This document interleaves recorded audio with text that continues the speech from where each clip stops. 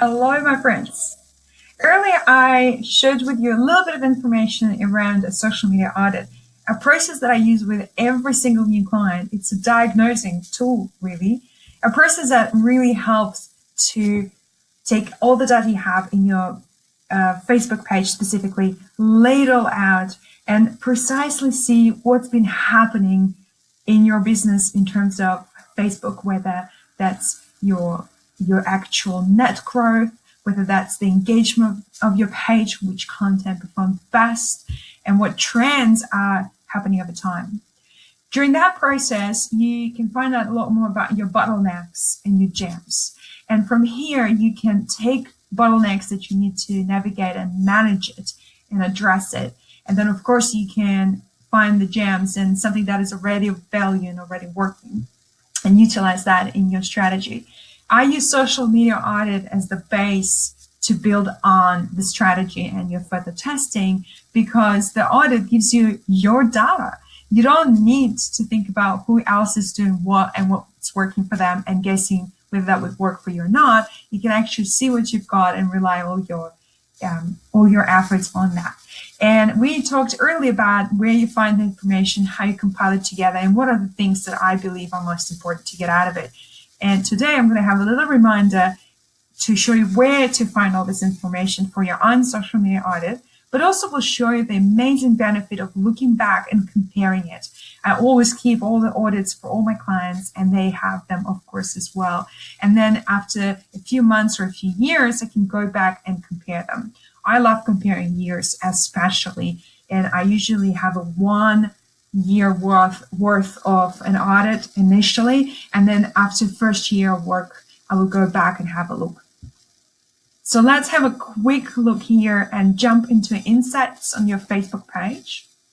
And you'll find export data, and you just click on export. You pick the date you want it for and you load it.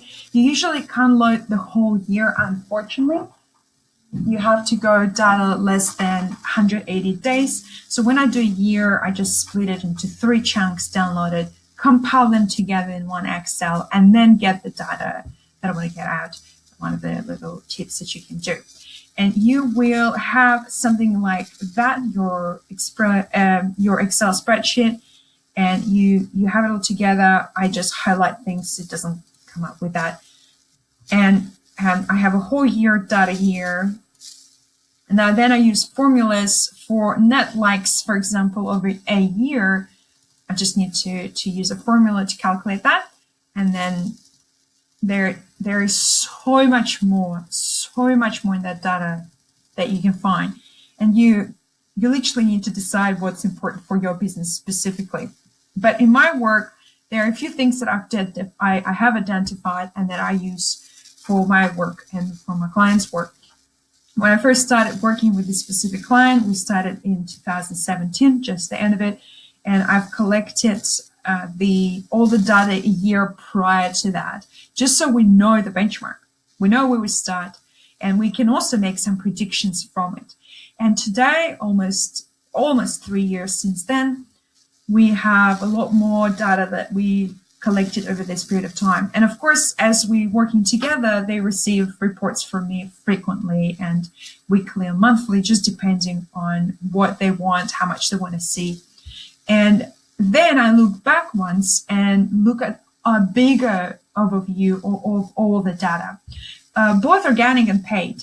And this element is about organic. There's also a paid element. You can also find paid elements in this data as well. And you could definitely use that in your reporting or to just keep the track of it, to look at the bigger picture, not just ad by ad. And I'll talk about that importance and how to do that just in a separate space, because this is big enough to just have a conversation about it today.